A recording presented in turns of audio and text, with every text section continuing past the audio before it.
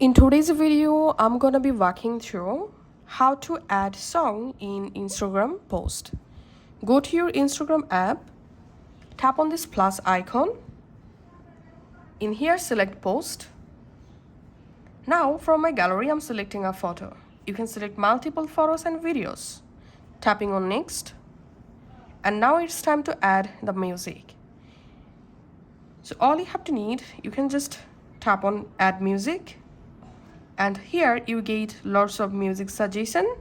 You can go ahead and easily select any music from here, or you can use a specific music using this search music box. So I'm just playing a music, and let's add this music, and we can see the music successfully added. And if you want, you can also crop the music just like this. You can also change your music duration from 29 seconds up to